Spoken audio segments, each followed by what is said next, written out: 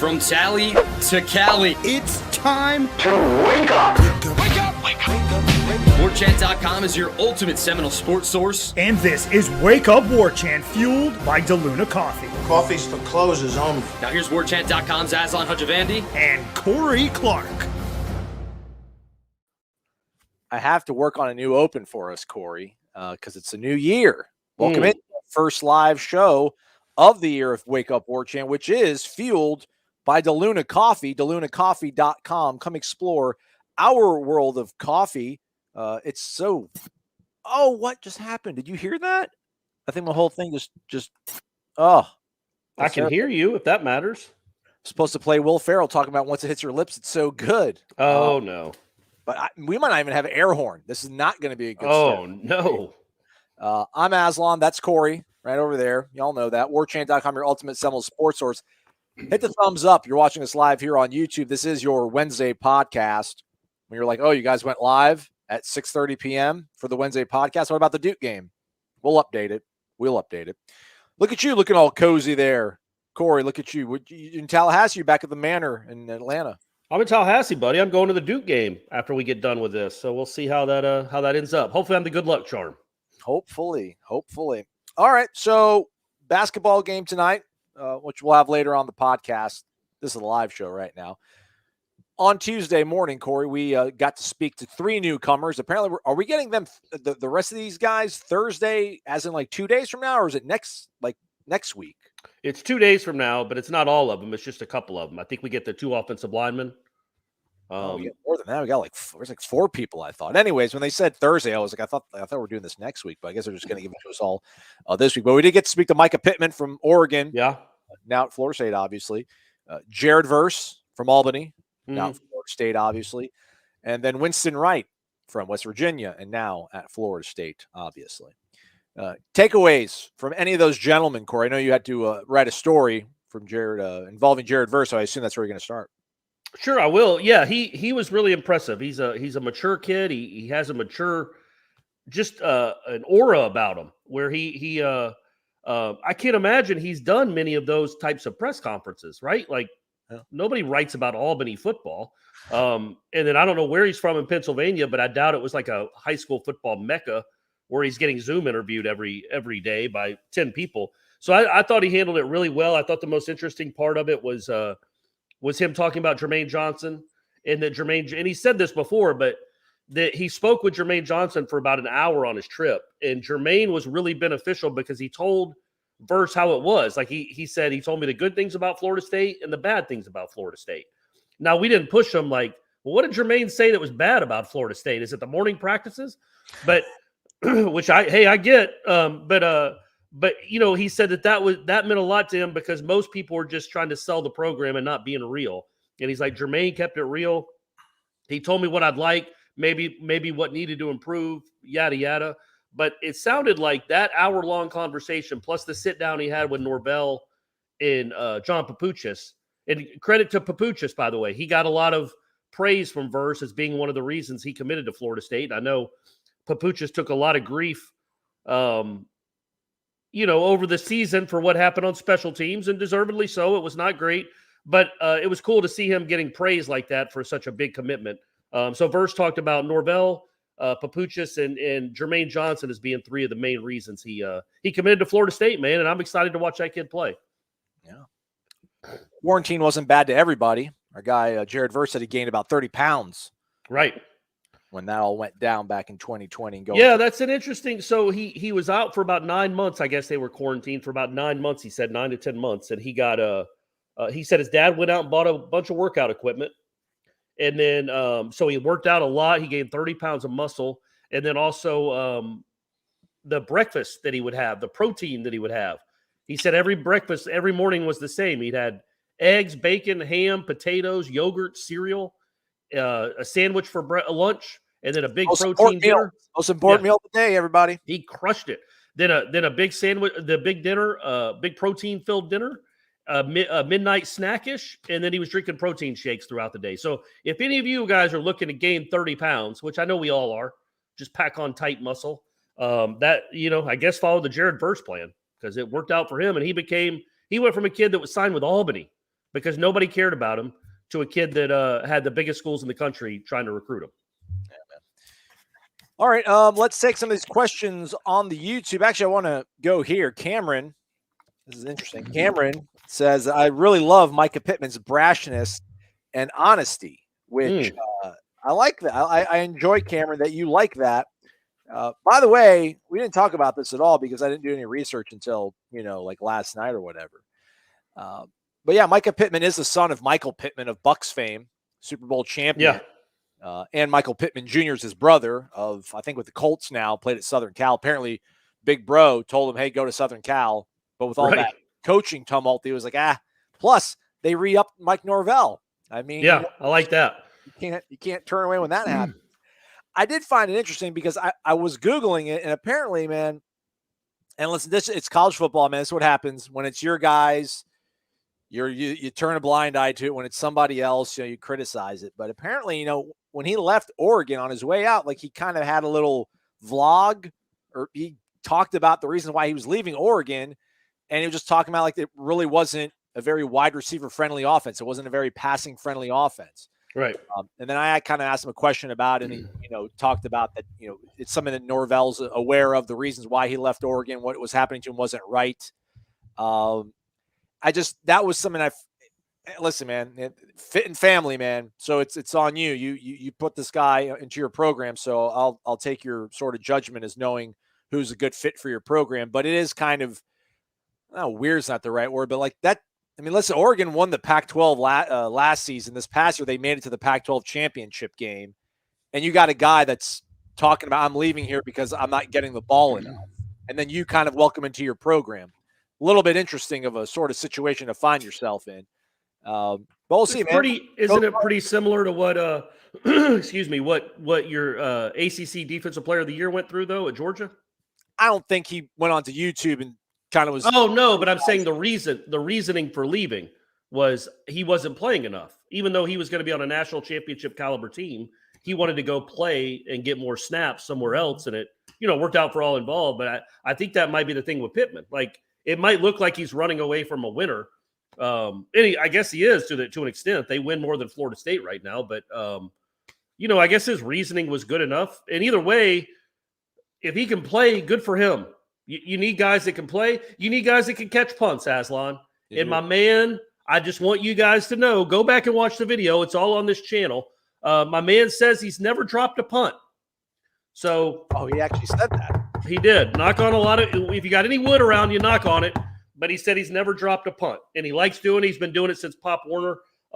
So that in and of itself is a big deal. But yeah, he's brash. I thought it was really interesting to answer Cameron's question or comment.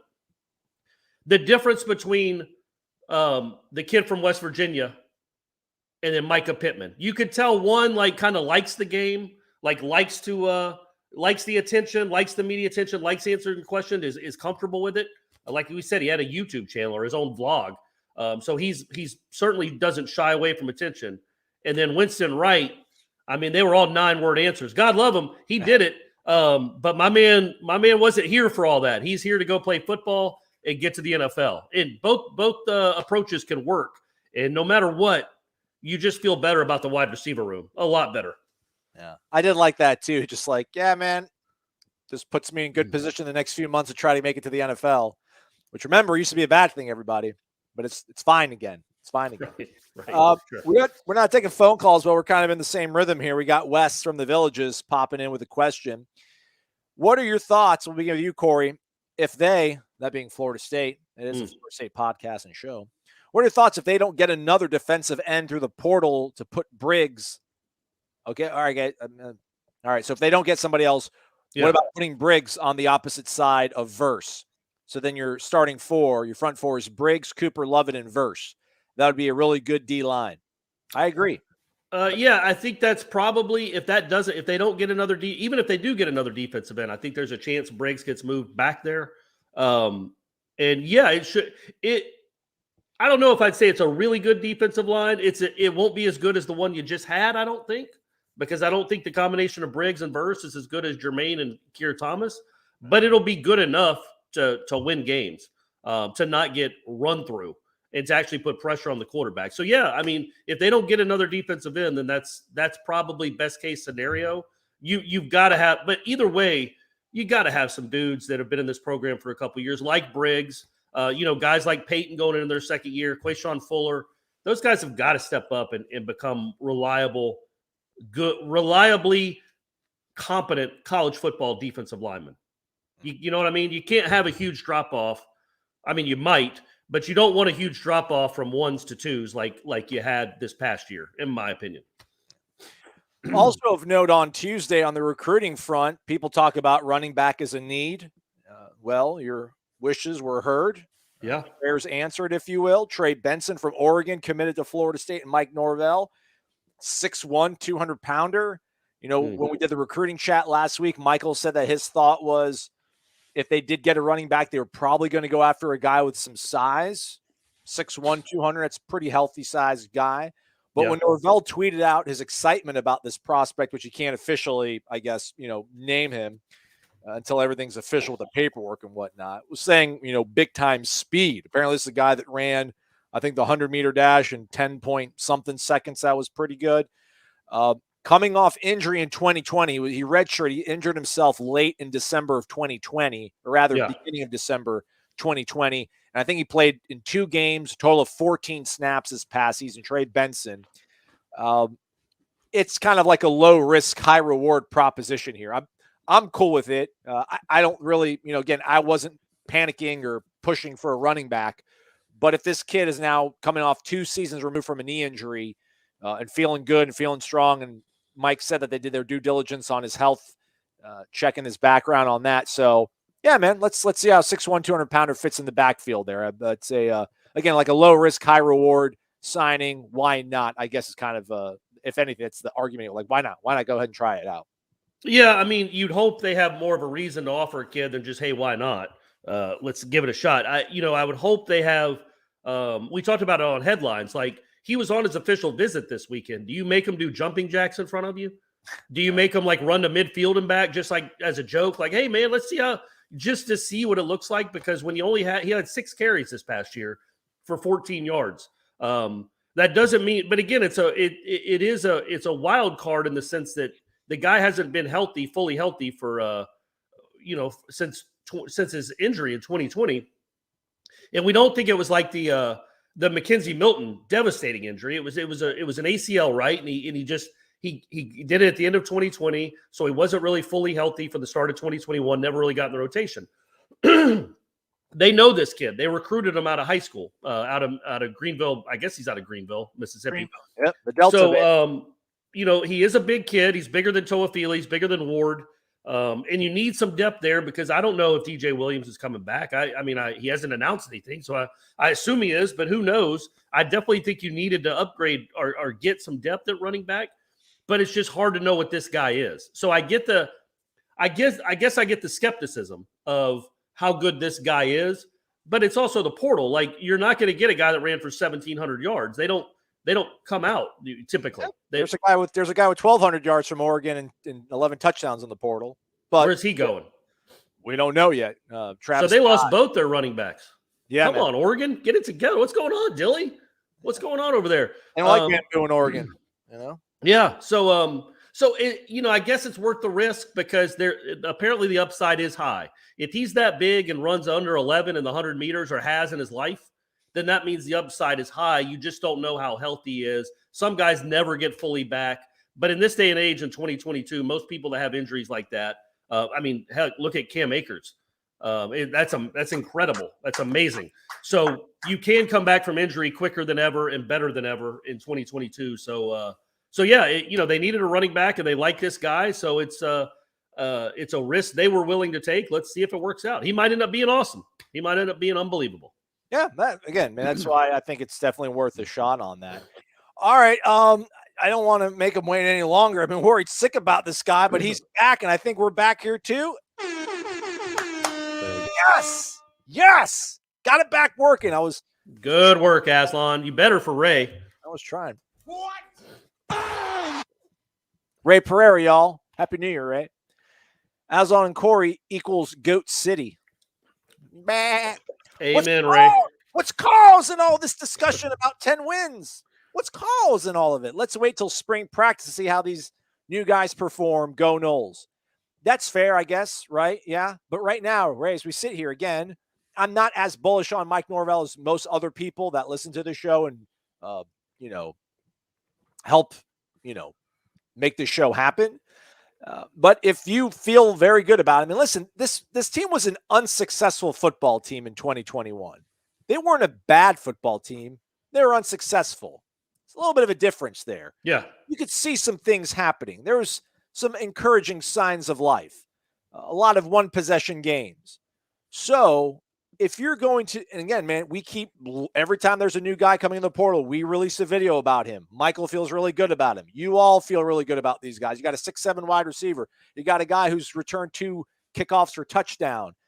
You've got a defensive back who's been playing in the ACC. You've got all these pieces. This defensive end who Texas wanted, LSU wanted, Florida wanted. He said, "No, I'm good. I'm going to go to Tallahassee." This confluence of all this stuff on top of Jordan Travis getting a little bit better, you would hope, after another year of being the guy. I mean, looking at the schedule, I know Corey said this is a tough schedule by ACC, Florida State standards in this day and age. But that I think you can get 9, and then you win your bowl game and you're at 10. So that's, I mean, I'll keep saying it until I'm blue in the face. But if you feel very encouraged by all these things, man, I know going from 5 to 10, that's a huge jump. But listen, some programs have done a lot better. I mean, shoot, what was Baylor in 2020? Like 3-7, 2-7. They might have been worse than us, and look what they did. So and I'm not saying bring the pitchforks out if we don't get to there, but that would be a very encouraging sign. It would help me buy in more to where most of you folks are right now with Mike Norvell. So that's what's causing all this, Ray. There you go. It's well said. I think that 10 wins is probably a bit of a stretch, even including the bowl game. But I do think that the roster they have now is a roster that should compete in every game, be in the game in every game, unless crazy turnover stuff happens. What you wonder about, though, Aslan, what if you had this roster, what he's put together, both sides of the ball, the receivers, linebackers, blah, blah, blah, and you had what you thought was a special quarterback, not a good one, not a guy that's improving, but a dude that was a, first day NFL draft pick, or a guy that was just an and I know you could say this about any college really, but if you thought Jordan Travis was an all ACC first team candidate, doesn't that up the win total by a couple in most people's minds, you think? Yeah, absolutely. Yeah. I think he's got this program now where, look, and it's a big deal. They can compete with everyone. What they're missing, in my opinion, right now, especially on offense, is special dudes. Jordan Travis might be that guy. He's had special moments. Maybe some of these wide receivers break out. But it's still, you don't have a lot of two-play 85-yard drives where a guy makes 3 guys miss and just takes it to the house and you look like a great coach. You have good players. To take that next step, maybe to 10 wins, you need to sprinkle in some great players. I don't know if they have great players on this roster right now, but they have good ones that can keep you in every game. And if you get lucky, maybe you win 9 or 10 games. Yeah, I mean, that 2010 offense, I don't think receiver-wise there wasn't any great all-conference type players. Listen, Chris Thompson busted up Miami. I don't think there's anybody in this backfield that's up to Chris Thompson. Not they're in the same neighborhood as him, but they're not in the same house. And I don't know if Jordan is as polished as Christian. No, he's not. But they're also young. Like they have not young, but Trayshawn Ward isn't young, but he's played 11 games in his career. Jordan Travis has started 11, 12 games. So, they should get better. But I wonder, until you get the great players, just going into a season expecting 10 wins is going to be tough. But NC State shouldn't blow you off the field. LSU shouldn't. Florida shouldn't. Clemson shouldn't. All those tough games you should be in because you've got the requisite talent now to compete. Do you have the requisite talent to go make 2 special plays and win? That's what we're going to see in spring practice, Ray. That's what we're going to report back to you after spring practice and tell you if they got any special dudes on that offense. Yeah, and I will adjust accordingly. But right now, as we sit here, that's my hope. That is my hope. I think it is an ideal hope. It's an idealistic, you have to pretty much hit on everything hope. Yeah. But you think about Jordan Travis, what he looked like a year and a half ago, and then what he looked like at the end of the season. He made that many strides kind of in 9 or 10 starts. So now with a whole year under his belt, maybe he does take that next step, and he's one of the top quarterbacks in the ACC. And I know he was good, but he wasn't talked about like Sam Howell and Pickett and the kid at NC State even. Like there were guys that were better than him in the ACC, but he's also not done getting better. So he's not a finished product. So maybe when he's a finished product, he will be one of the best quarterbacks in the country and one of the best quarterbacks in the conference. And then maybe you're looking at a 9-10 win season. Hey, Ray, man. Good to hear from you. We appreciate it. Thank you You're so the best, much, Ray. man. You're the best. Like 3 years. You're going on 3 years of being in our corner, man. We appreciate the heck out of you, man. Thank you so much. Eric Angel's here. Eric Angel he was literally here in Tallahassee not that long ago. What's up, Eric? Dollar bills, y'all. A little hot, coming a little hot tonight. Sorry about that, but I'm kind of trying to tone it down. $50. Thank you, Eric. Thank you very much, Eric. Thank you, man. He says Shane and I send our contributions to the show. Oh, is he with Shane? All right. Yes, I don't know. Does he got Shane's Venmo? I don't know. He says, great work as always. We're only 10 minutes into the show. Go Noles, beat Duke. That's right. That is right. That'd be fun. That'd be fun if they pull that off. We're being a little gun shy talking about the basketball game because this is going to be the podcast on Wednesday, and I don't want to have to take out. He means beat Duke at Cameron next month. Oh, there we go. They played Duke and Cameron at Duke next month, so beat them then. There we go. Well said. Thank you, Eric. Thank you very much, man. Appreciate it. Hopefully, we'll see him for the spring game. Hopefully, all the listeners and all the pillars will be in town for the spring game. Yeah. Gator Kirk talking about dropping punts. Touche. Right. Gregory saying, watch Pittman's YouTube channel. You'll see what he's talking about. He doesn't drop punts. That's very cool. We like that. We like that. That's encouraging. And does he go get them? Like Gator Kirk brings up a good point. Like Florida State didn't drop a ton of punts either. They just didn't catch them and let them bounce all throughout the field. So yeah, if he can go run up and catch them, that would be awesome. I think Ira tweeted about it. You know, that what we really need to look into, the conspiracy we need to really look into is like whatever happened to balls checking up and bouncing backwards. Like that's why I'm very much a proponent of just get away from the ball. Don't even try to catch it because then you're going to drop it, you're going to muff it. You get maybe a block in the back. But they always roll forwards. They do. I know. It used to be, you're right. It used to be a 50-50 proposition, and now it's like 90-10. It's rolling forward. Yeah. I don't know if it's the way they hold it. Maybe they don't, you know, some of them don't try to spiral it as much. They try to kick it off the end, so it's end over end. I don't know. You're right, though. That's it. I don't know. Maybe the footballs are different. You know, the punters have their own balls, right? I think, or the kickers do. So maybe they've done something with that. All right. By the way, Ray points out that his wife and her family are LSU grads. The smack talk is already happening. Oh. I wonder if they pronounce family like Brian Kelly. Family. My family. My wife and her family. Ray's in H-Town. You can be able to make it out to New Orleans for that. That's a quick trip for you, Ray. Hopefully we'll see you out there, man. You know, you can find Corey at Harrah's at the $100 buy-in table. Sure. Yeah, I'm in the you know, I was going to say the big spenders room, but that's not what it's called. The high roller. All right, helicopter kicks. That's like Ryu Ken Street Fighter. Okay, maybe, who knows? $20. Thank you. Thank you. This helicopter kicks. Dollar bills, y'all. Thanks, man. Yo, happy belated Christmas and a Merry New Year to you both and everyone in the chat. Thanks. That's very nice. Pass it along. For show, Corey. When will our World Series champions re-sign Freddie Freeman? Once the money-grubbing lockout ends? Much love to you both. Well, it won't be before that. Yeah, I was talking to Jeff about that. Like, I know the players want to dig in, but the owners are always going to have a ton of money in a ton of years to make money and keep making money. You know, if they just decide we're not going to play baseball this year, that'll show them. Well, Freddie Freeman loses $28 million. Like no matter who he signs with, he's gonna have a yearly salary of like $30 million. So he's just throwing away $30 million. You would think once we get into February and these players really start, especially the big ones, really start thinking about it, they're like, I don't know if I want to. I'm all for standing on principles, but I'm not willing to just risk $30 million I've got 7 years left at most.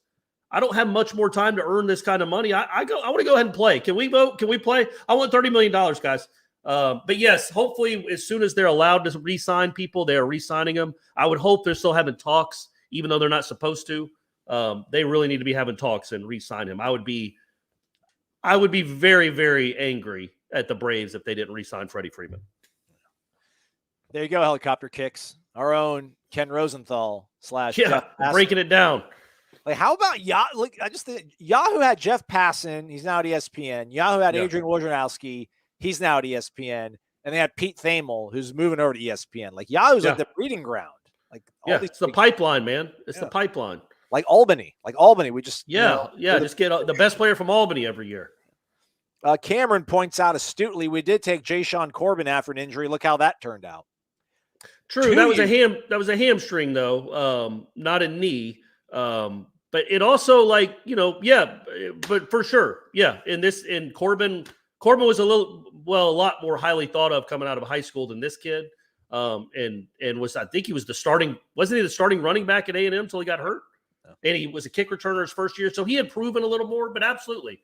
He hadn't proven, nobody knew he was going to be what he ended up being in 2021. So let's hope that this kid works out like that for sure. Shout out to the slyest carpenter. Very sly, so sly. He just simply slides money under the table and just walks away without saying a word. Like it, slyest. If you got a question, man, post it in the chat. We'll try to find it. Don't throw any more money. I'll scroll through and see if I can find it. In the interim, let's go to this guy. We like this guy. There he is. This is a very special occasion. The Godfather himself has been kind enough to grace us with his presence. The Godfather. This is his damn house. He lives here. He sleeps 20 feet away. The dude who runs DeLuna Coffee, DeLunaCoffee.com. Use a promo code WarChant15. It's Ed Lemix, dropping 50 bones in the jar. Also helping out Rising Spear, but not forgetting about the little guys either. Right, we love you. Transfer portal has been quiet. It's been like a week, Ed. Let Mike break, man. It's not been like a week. It's been what has it been? 6 hours, 5 hours? Yeah, that's right. Except for that Oregon running back, anyone else expected to transfer anytime soon? I did ask Michael about that. Michael doesn't think there's anything imminently happening here, but he does think that they're going to continue to target an offensive lineman, an offensive tackle. So maybe take that for possibly being the next thing. But he didn't drop any names when we talked about it during the Benson video that's up on our YouTube channel. Because I was asking, do we think it's going to be the next commitment? Will it be a portal prospect or will it be a class of 2023 guy? And he did say it probably wouldn't be a 2023 high school kid. It probably would be somebody from the portal. But right now we haven't, to my best of my knowledge, and speaking to Michael, there hasn't been any sort of name floating around there imminently. Like we knew, Trey Benson, that was out there for the last 2 days. Hey man, he might be pulling the trigger. We don't have anything. Well, and he had visited too. Yeah. I was talking with Ira about this.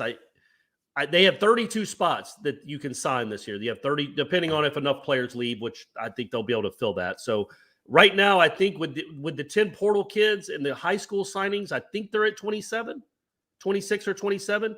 We think they're probably maybe only going to sign one more high school kid on the other national signing day in February, which is just pointless now at this point. Just to have it, just have it all in December at this point. But or move it all to February. But anyway, so they're probably going to take 4 more transfer kids. Probably. They at least have room for it. So when you look at that, an offensive lineman would make sense. Another defensive lineman would certainly make sense. A linebacker would make sense.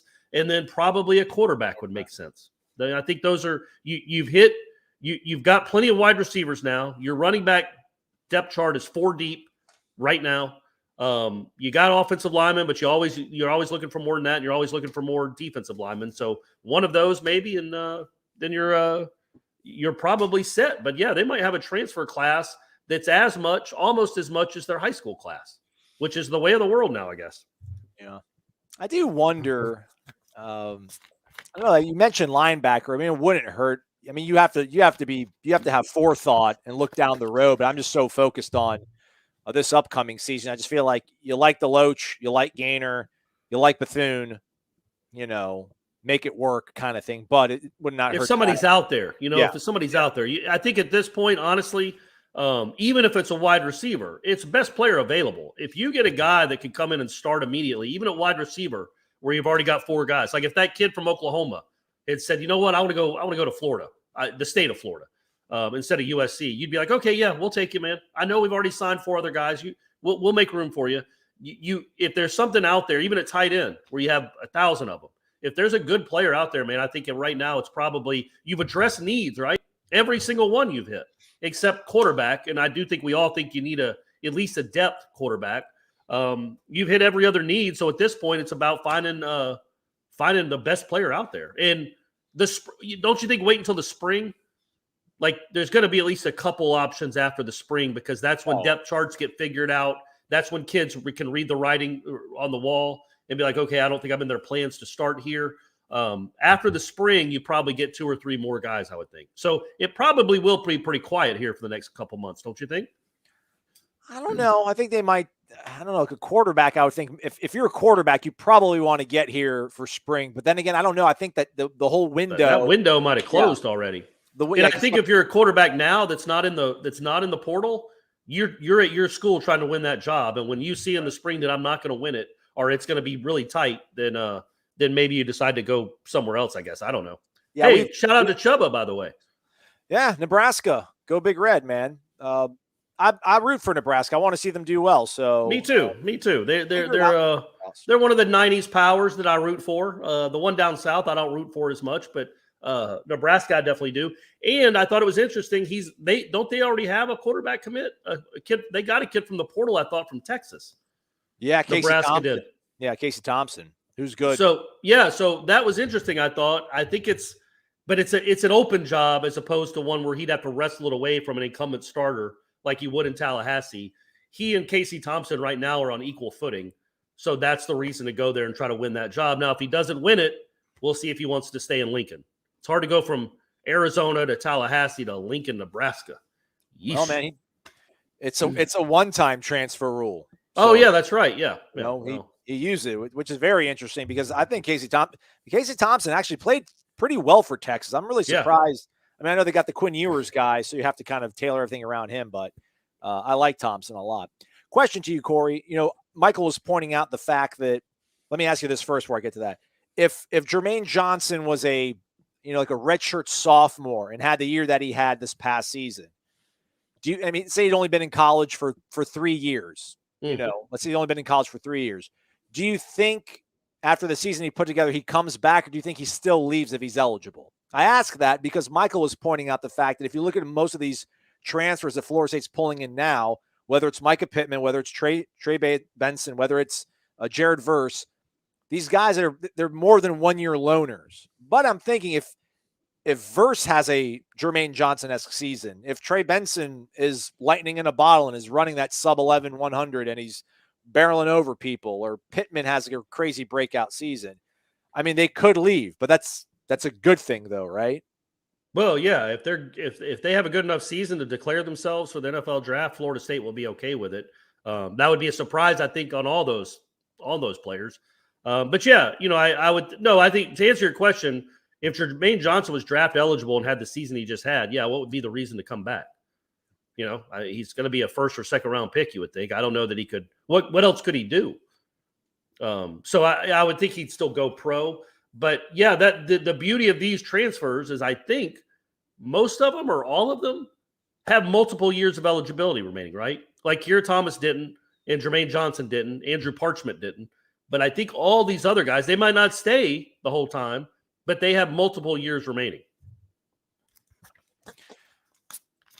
Somebody was saying that JT Daniels is in the portal. Can't confirm that. JT's in the portal, huh? I can confirm our guy Mark from Naples is in the house. Booyah. Thank you, Mark. Shout out Naples. Guys, Ron Dugan's getting pounded in the tribal council. But do you think that we would get 4 experienced wide receivers in the portal if he was not respected as a wide receiver coach? And what is expected from position coaches on NIL opportunities? Deion, Kevin Coleman, for example. Beat Duke in February. He didn't say that. Beat Duke at Cameron. It is. I did want to almost chime in today and ask the guy specifically whether it was Winston Wright or whether it was Micah Pittman about Ron Dugan's, but I didn't because I'm a coward, I guess.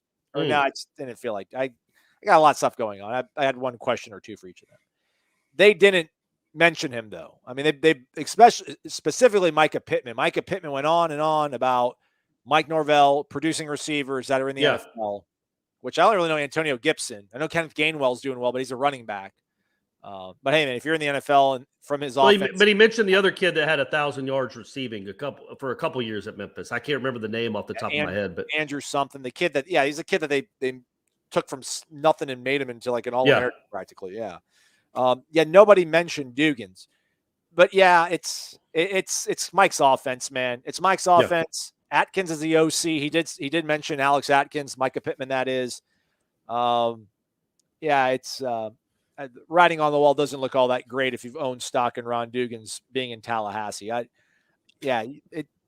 His presence, I don't think had much of an effect on these guys. No, but I also don't think it usually does when it comes to transfer portal guys. I think it is about the system, and it's about the head coach and the vision of the head coach. Like Jermaine Johnson talked all the time about Norvell's vision, not Papuchis, not Adam Fuller, but Norvell. Like I'm sure he cared about Papuchis, he cared about Fuller, but when it comes to these one and done or two and done guys and these portal guys that have gone through it. I just think they're looking for their best fit. I don't know that Micah Pittman and Winston Wright and Johnny Wilson are coming to Florida State to learn how to run a dig route from Ron Dugans. You know, I just think that they like what they heard from Norvell. Maybe they like what they heard from Dugans, but they like their role, what they think their role in the offense could be. If he was not respected at all, then maybe you don't. To answer his question, I don't know that maybe if they all thought Dugans was awful, maybe you don't come to Florida State. But I don't know that it was a determining factor one way or the other. Yeah. I mean, it's like the Jimbo offense. You know, if Lawrence Dossie leaves or is here, I mean, it doesn't matter. It's Jimbo's all. I mean, that's it's Kirby's defense. You know, Dan Lanning leaves. It's Kirby's still there. So if you believe in Kirby and what he does defensively and your defensive player is still going there. Do we know for sure if JT's if Old Daniels is in the portal? I don't see anything official in there. Okay. All right. This is where we're at now. There's tweets of him being expected to enter the portal. So we've got All right. We've got those happening now. Would you take him? Well, first of all, he's already used. He might be a grad transfer though, so maybe that's his second ability to transfer. Yeah, I mean, why not? I think that's a really good fit, right? Like an older dude, maybe he's a little bit kind of resigned to his station in life, comes here, backs his kid up, can learn. I feel like if he was resigned to that, he would stay with the national champions. You know what I mean? Like he'd come here to win the job. Yeah, but you gotta look at Stetson Bennett every day and be like, I was born and bred to be a quarterback. I was Mr. Elite 11. I was Mr. Southern Cal fight on. And you're the dude who brings this program this time. Yeah. It's got to be tough. It hurts, man. It hurts. Yeah. Thank you, Mark. Let's go to another Mark. Mark Sermons, $25 in the jar. Hey, man, we appreciate you guys. I mean, for real, I can't say it enough. Dollar bills. I'm in my house talking about Florida State football with Corey Clark. Right. You guys are like, hey, man, you're doing a really good job. Here's an excessive amount of money. I mean, look at me, man. Look at me. You are living the life. You won, man. You won. You cracked the code. Mark Sermons, I feel our defense is going to make much bigger strides this year, and the special teams will be better with punt returns. Well, what do you could want? Be worse. What do they want from my guy, though? I mean, what else do you want from Adam Fuller, man? They finished 66th in defense. I mean, no, they didn't. Yeah. In what defense? Total defense. Oh, but in their efficiency stuff, they were top 40, I thought. They are top 50. I mean, they made some, maybe top 50. They made some really big strides. I think he's saying he's going to continue to make strides. Not that he's expecting it to be, worlds better. But, yeah, the defense could be better because it's all older except for, those two defensive ends. But you hope you made up for it with one of them. But, yeah, the defense could be better or at least tread water. But yeah, don't you hope that Cooper and Lovett and Jamie Robinson and Brownlee and Knowles, the great Travis Jay, maybe they all improve and you go from a average defense to an above average defense. Okay. I mean, so the numbers you see on your screen there, that's this past season. I'm going to go back to year 1 or year 0. I mean, they allowed over 450 yards per game year 0, year 1. They were 107th in the nation. Their Yeah. scoring defense, they allowed 36 points per game. That was tied for 105th. I mean, Yeah. they allowed nearly 200 yards rushing in 2020.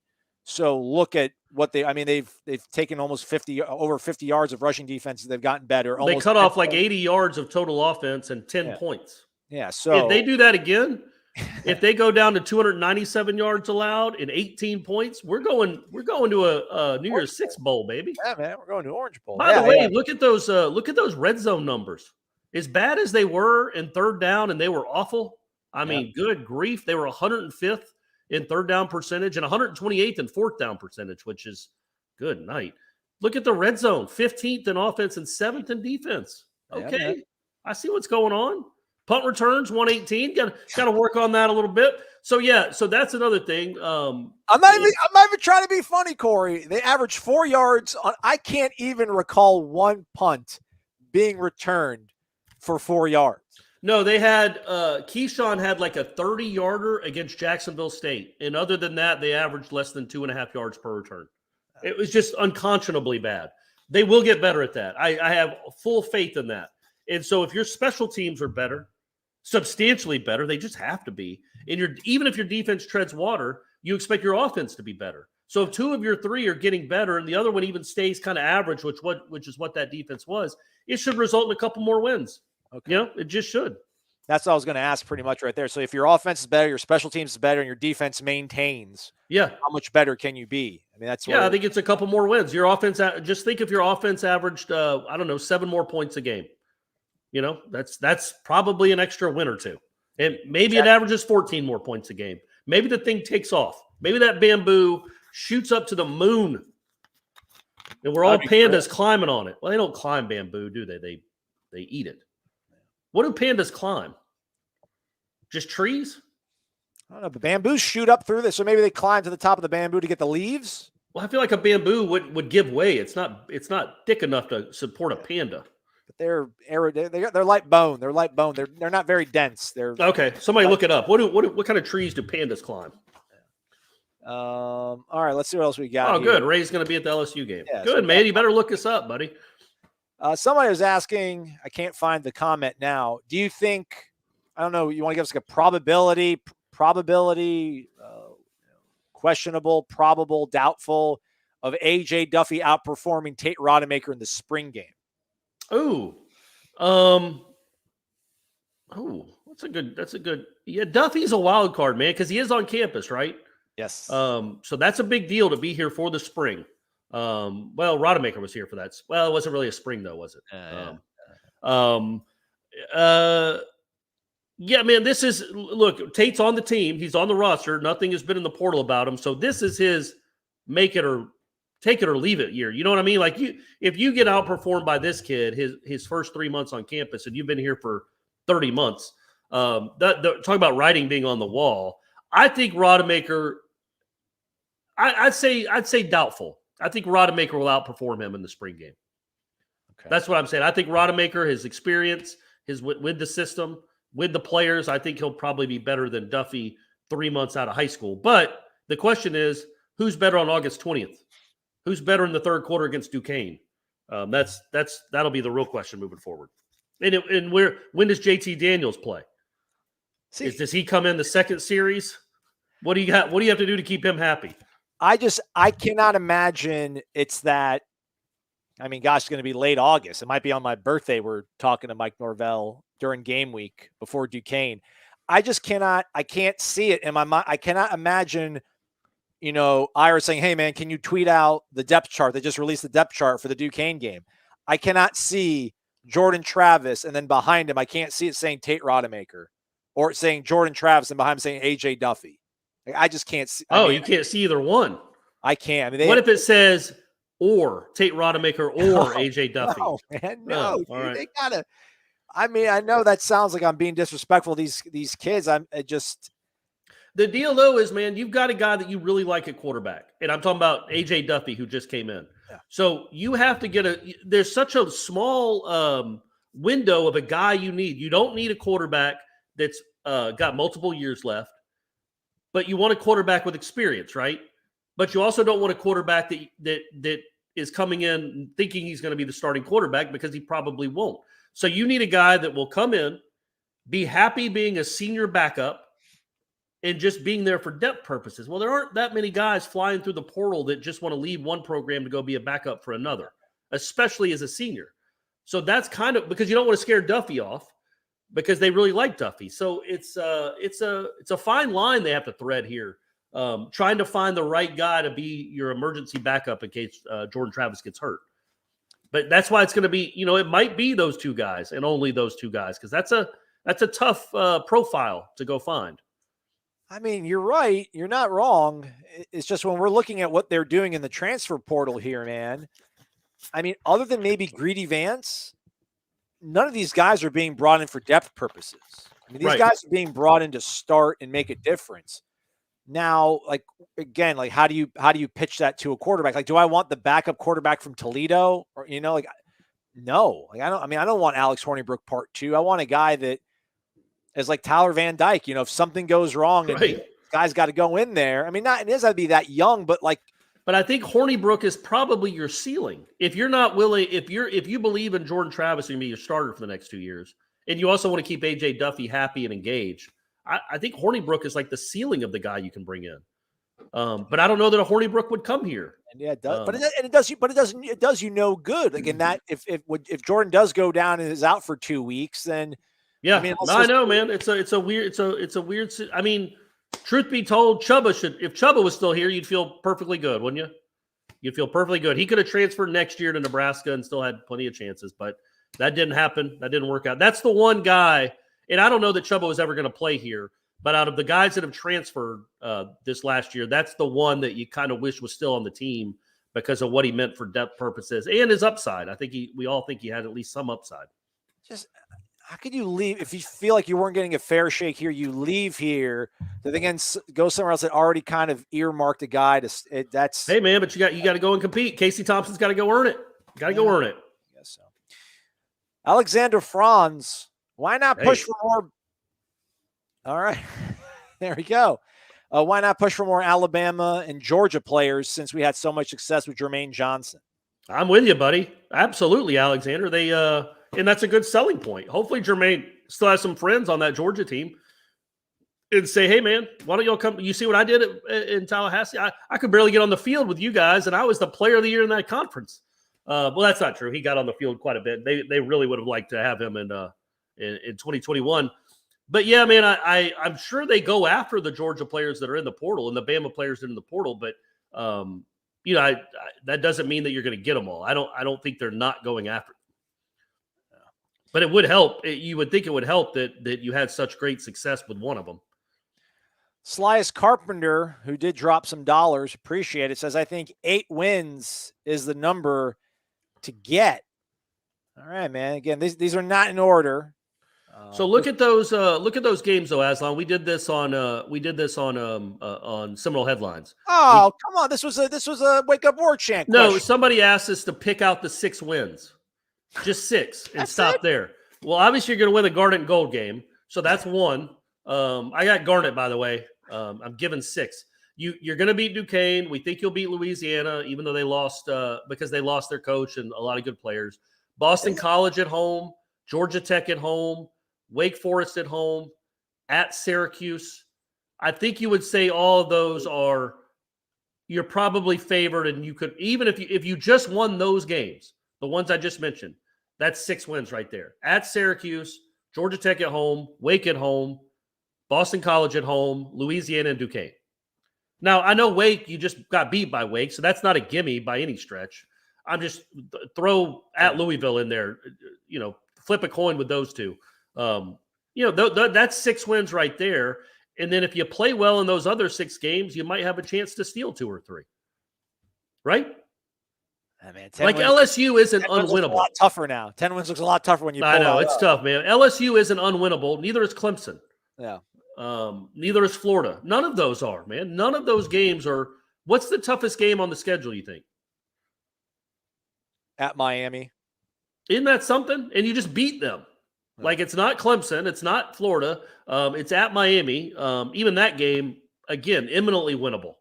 They're all winnable right now as we talk on January 18th. We'll see where we are on September 18th, but right now you feel like they're all winnable. That I clearly I don't think they're going to go 12-0, but you should not be overwhelmed by any of those rosters like you weren't this year. You know, again, they won some late games close. They also lost some late games close. They could have easily been 4-8. They could have been 8-4 if things broke a different way. I think that's where the talent still is. Maybe even better because the offense will be able to do more things. Who'd you rather beat, Corey? Would you rather beat LSU or Florida? Who would I rather beat? Yes. Florida. LSU. Okay. Why? You just want to go out and party on Bourbon Street that night? Would I you wanna take your feel- shirt off on Bourbon Street if they won?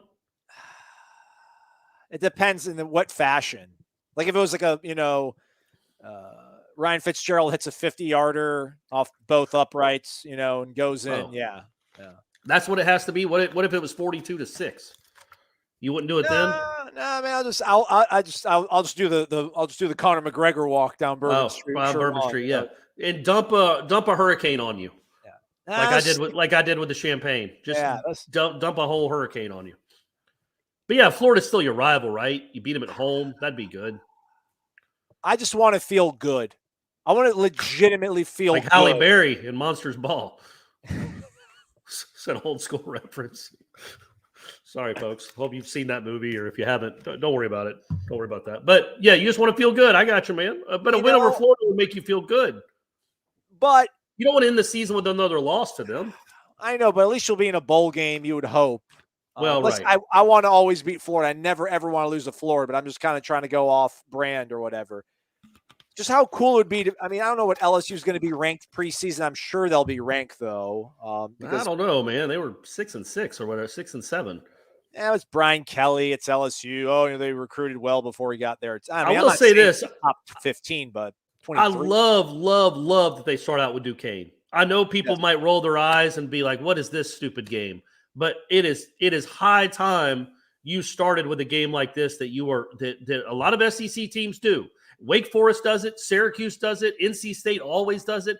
They play trash teams to start the season just to get a little confidence. Get your young kids some playing time. It is high time they played a game like that so they can be 1-0 for the first time in 5 years and actually maybe play some young players early in the season. Not when they're getting blown out by 5 touchdowns, but actually get some young players on the field and maybe gain a little bit of confidence going into the game that really matters the next week. Ray's trying to get us to go to a place called the Dungeon in New Orleans. I don't like the sound. That doesn't sound good. That doesn't sound good, Ray. I mean, could you imagine they beat LSU? And we don't know who the week 3 opponent's going to be, but I mean, I assume it's going to be their ACC opener. Hopefully it'll be like Georgia Tech, maybe Syracuse. I don't know. We get crazy, have be BC, but if it's one of your home ACC games, I feel like they always play BC in November. Yeah, that's right. Yeah. So, I mean, like if you're, you beat that LSU team and you are 3-0, that would be such a great, if you don't get to 10 wins, at least you'd be ranked. You'd probably be ranked. Just have the illusion. Like let's be in the chase for the Atlantic. Let's not have our pumpkin turn to our coach turn to a pumpkin before Halloween for once. Before Labor Day really. So that's where I'm at on that one. There's a good question here. Reliable resellers can't vouch for their business, but they ask good questions every now and then. How long until we have agents in college football? Yeah, I mean, I think right now you have people acting as agents, but they're not certified. Maybe they're just friends of the family. They're in-betweeners. They're those guys, runners. Yeah, I mean, when it comes to NILs, as I'm sure what he's talking about, or she is talking about, probably not that long, I would think. I think when it gets all under control and there's like an actual system to all this, that will be probably one of the I don't know if rule is the right word, but one of the ways you can control it is that you get reputable agencies involved to market these players, to give them deals, I would think. I would think. I don't know. I can promise you the agents are trying to do it right now. Yesterday, they've been trying to get involved in this. Let's keep it with reliable resellers. If portal players can transfer in and play for multiple years, then why can't you build a team through the portal? Well, I mean, theoretically you could, and maybe I'll be wrong on this because it is so new, this new lifestyle of college football. But just, you look at the teams that win things that matter. They don't have a whole starting 22 of transfers.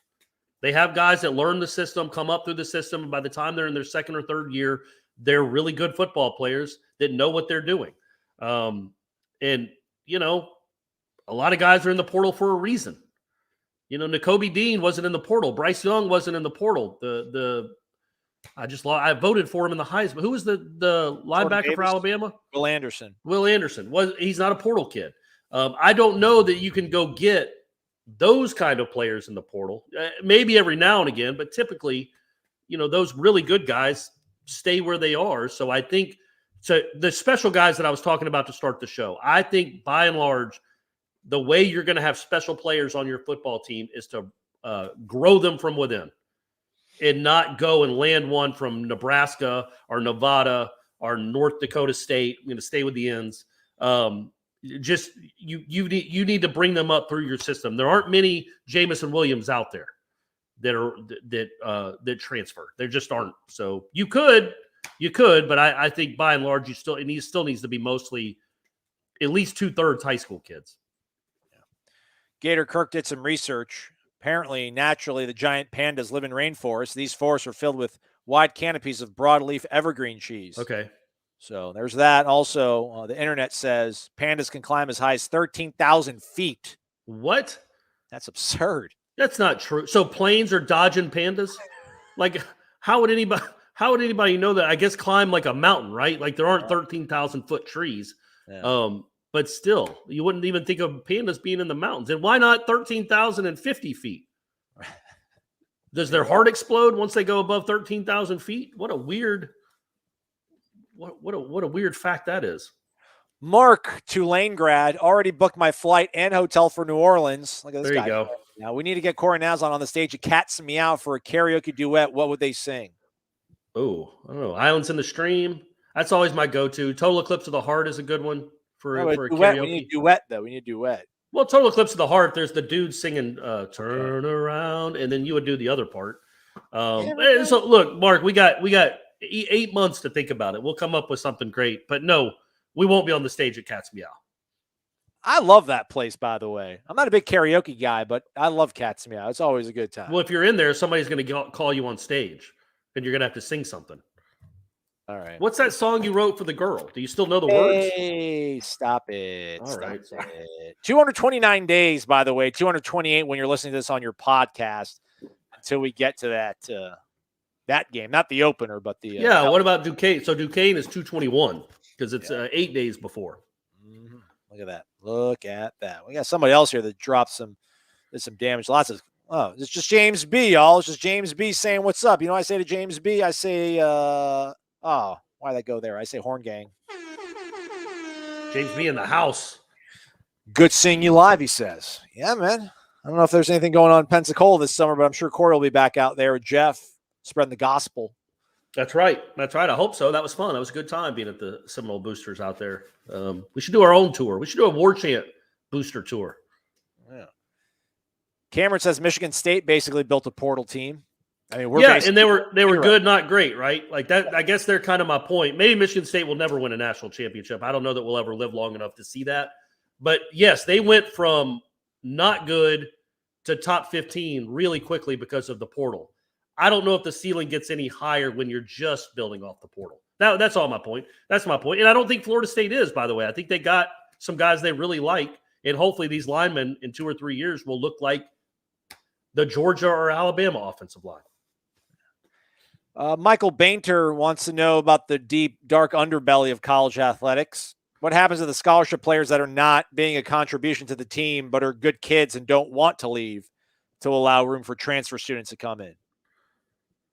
I think let them stick around, right? I think they make them an offer they can't refuse. I mean, as long as you're not trying to push for your 5th year, I think they're pretty all right with letting you stay for 4 years. Otherwise, I mean, listen, when they did the pregame stuff for the Georgia-Alabama game, even Kirby said, like, they told him They told Stetson Bennett last season, 2020, like, you have no shot of being the starting quarterback here. They literally told him, you have no shot. Some kids are like, all right, whatever. Like, I want to stay. You cannot kick the kid out of the program, but you can make it clear to them, go somewhere else. But if they want to stay and they're not, and they've got good grades and they're within their, year 2, year 3 of them being a student, you usually stick around. Listen, man, I'm sure there's some guys in that locker room they want to get rid of, and they haven't got rid of. So yeah, and look, man, they're basically 4-year renewable contracts, the scholarship. So no coach worth his salt is going to kick a kid off the team just because he's not a good player. Look, man, Florida State had plenty of candidates for that over the last few years, and it didn't happen. They just aren't going to do it because, number one, I don't know that you can, but also because they used to be 1-year renewable. I do think now that scholarships are 4-year agreements that get broken all the time, clearly. But the point being, no coach worth his salt is going to kick a kid out after 2 or 3 years because he's not very good, because you want to be able to recruit. You don't want to come off looking like that. You don't want to be that kind of person. You don't go recruit a kid, tell him you got plans for him. He doesn't work out, and then all of a sudden you kick him off the team. I don't think that will happen or is going to happen. But they do get recruited over, which is a reality of college football and basketball, every sport. All these kids that aren't quite good enough get recruited over. Rick Cotton, why do y'all continue to badmouth Dugans?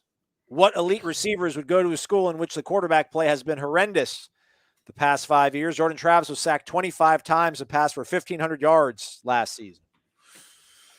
Yeah, man, I guess the problem is that he didn't get any receivers. Forget elite. He didn't sign any of them. What has he brought in the last couple of years? For some reason, these portal kids believe in Norvell's vision and think that Jordan Travis can be a player, but the high school kids don't. But that said, yeah, I mean, I don't think wide receiver coach is that big that big a position on the assistant coaching staff, right? Like, you're there to recruit, though. You're there to recruit. Again, Jeff Bowden could coach wide receivers like I could coach wide receivers. But he had a 10-year run of glory as a wide receivers coach because Florida State kind of recruited itself. And I guess to Rick's point, it was probably easier to recruit wide receivers to Florida State in the 90s than it was now, where they don't ever, they average 170 yards a game passing. So fair point. But you also don't get a pass. Like, your job is still to go get the best players you can get. And that hasn't happened. But is that Dugan's fault? I don't know. Last one on our way out. Another Rick. Okay. We went back-to-back Marks, back-to-back Ricks. Look, Rick T says, okay, with an improved offensive line and a few wide receivers that can get open and even make a few plays, don't you think Norvell will put up 40-plus per game? And how much do we give up? 25, 30? 40 is a big number, man. That's way big. That would have led the ACC this year. Would have been one of the leaders in the conference or in the country, right? To average 40 points a game. I can't imagine there were more than 8 teams that did that, at least in the Power 5. So no, I wouldn't expect him to put up 40 plus, but he can put up 30 plus. That's not asking too much, and he could get to around 34 or 35. And yeah, if you do that, you take that next step and average a touchdown more per game, which needs to start happening now that we're going to be in year 3 and you've got a bunch of experienced players. Then that results in more wins. Defense, yeah, probably. You probably want to average giving up 24. You probably want to average 34 on offense and give up 24 on defense. That's a recipe to get you to eight wins, perhaps. What are you looking up, Aslan? Trying to pull up. I mean, Florida State. Do you know Florida State only averaged 27.6 points per game last year? That's what I'm saying. So they're not going to jump up. They're not going to jump up 2 touchdowns, but they could jump up a touchdown. 1, 2, 3, 4, 5 teams scored 40 or more. We'll give Alabama. They make 6. They were at 39-9. Look at that. Look at 2 of the ACC. Look at that. So yeah, there were only 6 teams that averaged 40 points if you round up with Alabama, and that was Alabama. They had a Heisman winner and 2 first-round wide receivers 2 first-round wide receivers. So it's gonna be hard to get to 40. But the point remains: you can't be averaging 27 points per game anymore. you got to get up into the mid 30s. It's 2022 college football now, so figure that out. And if they do that, that's worth, like I said, 1 or 2 extra wins at least. All right, man, we're done. This is our podcast for you all on Wednesday. Thanks for joining us here on this Tuesday evening. We'll be back with another show, probably Thursday, maybe Friday. We'll post a thread. We'll do a Renegade Express. Corey likes the people producing the content. I do too. Thanks to everybody for joining us. If you get that thumbs up, that'd be really appreciated. Thank you for your questions, talking with everybody, all you interacting and sticking around. While Feels good. It's the first one of the year, right? The first live show of the year. It felt good, felt right. Felt natural. Thanks to James B., Mark Sermons, Mark Adamczyk, Ed Lemmix, Slyus Carpenter, Helicopter Kicks, Eric Angel, and Ray Pereira. We appreciate every single one of you folks for tuning in to Wake Up War Chant. It is fueled by DeLuna Coffee. That's Corey, and I'm Aslan. Don't forget Jeff Cameron Show live 1 to 3 o'clock right here on YouTube and 93.3 FM in Tallahassee. And everything you need to know about Florida State sports, basketball, football, recruiting. It's all over warchant.com, the ultimate Seminole sports source. Have a great night, everybody. Or a great morning if you're listening to the podcast.